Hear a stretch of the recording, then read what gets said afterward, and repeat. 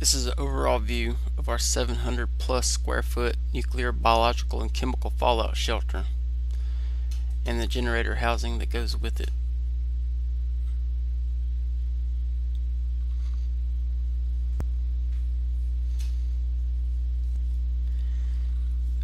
This section is 10 foot wide by 30 foot long by 7 foot tall.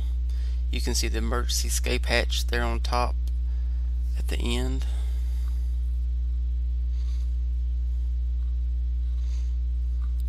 This is another emergency escape hatch.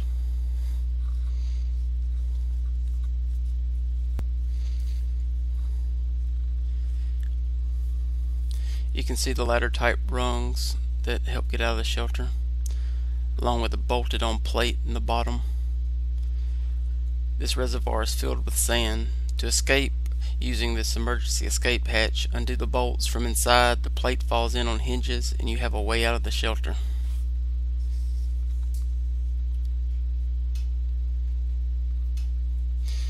You can see one of the vent pipes that helps circulate air throughout the shelter.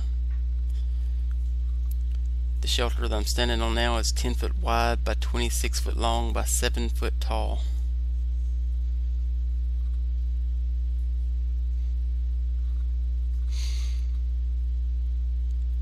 This is a closer view of this 30-foot section of the shelter.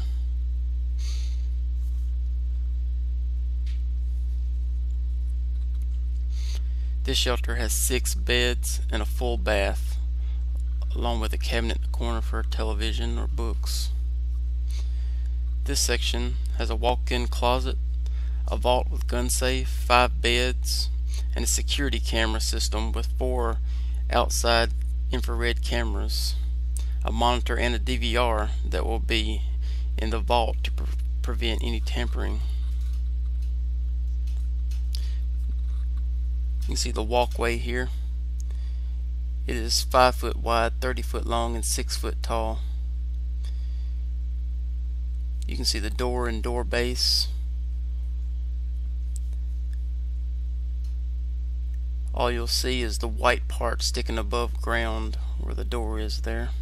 That puts the walkway approximately 6 feet underground, and the rest of the shelter will be 5 foot underground once installed.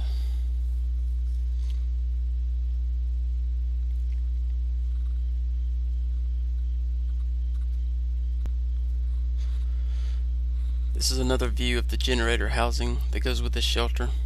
Again, the only part that will show above ground is the white part. You can see the turbine and the vent pipes that help circulate the air throughout the shelter that keeps the 14 kilowatt generator cool. The 14 kilowatt generator is wired into the shelter so that if your electricity goes out, the generator automatically comes on and goes off again when power is restored.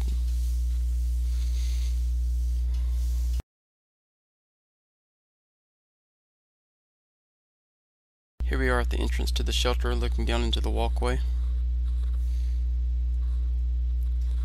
You can see the 8-ton bottle jack there that can be used to escape the shelter in case a tree or car lands on top of the shelter. And that's where the jack sits.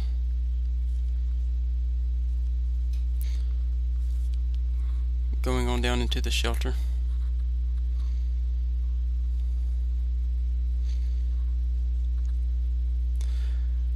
Looking back up at the door, you can see the lift cylinder on the end that helps lift the heavy door. We have motion sensor lights in the entrance here, along with night lights so you don't have to turn the lights on to walk through the shelter. There's room for additional storage underneath the stairs there. This is our blast door. It's the end view of it. You can see how thick it is. The facing is 1-inch plate steel. Nothing getting through with this bad boy. The door will also have a gasket, a closed cell gasket that goes all the way around it. That will prevent anything from getting into the shelter.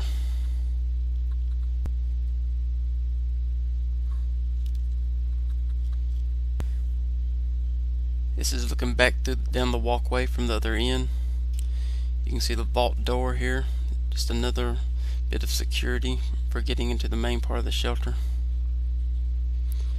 There's 2 fold down beds in the walkway.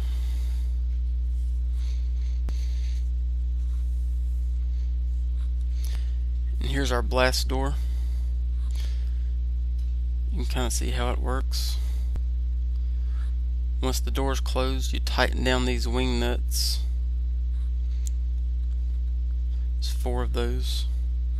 And fasten the 6 2,000-pound latches. There isn't anything that's going to move or come through that door. There's shelves here for a small TV or for books.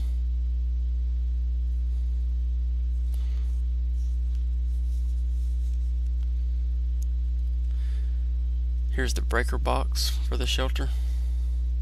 And beside the breaker box is a place for the generator box. Again, this separates the current so that if your electricity goes out to the shelter, the generator automatically comes on and goes off again once power is restored.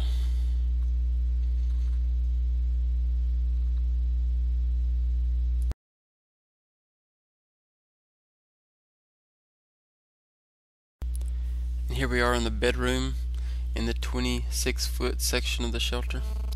So we got 4 beds on this side and 2 beds on this side. Beds are bolted to the wall and fold down. It's fully carpeted. A built-in cabinet for a TV or anything you want to put in it. You see we've provided plenty of electrical outlets throughout the shelter. This is a slide that goes to the outside to let warm air out and let cool air circulate. Being underground, it will be plenty cool, so you shouldn't have to have this, but just in case, it's there. It's mainly used for fresh air if you need fresh air in the shelter.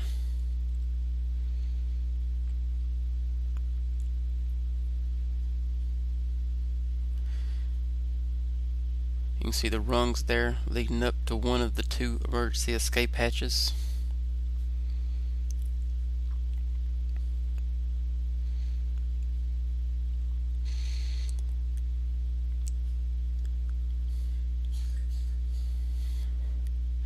Here is a closet with shelves for storage.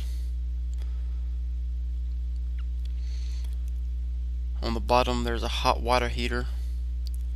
We've added a protective grill around it to keep kids from getting burned.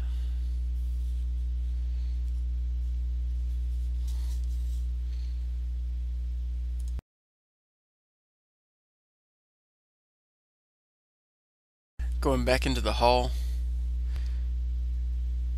to the left here is the bathroom, full bath.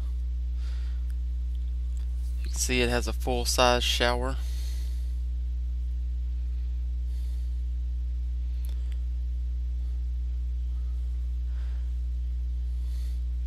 Here's a fan used to blow air to the outside from the bathroom. There's an area underneath that for shelves for towels or toiletries.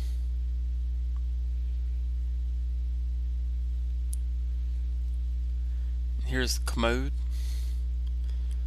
You can see the sewage system underneath that.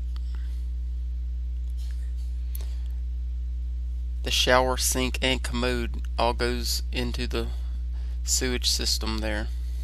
The sewage system chops everything up real fine and blows it through this one line to the outside up to 150 feet into your septic tank or city sewage.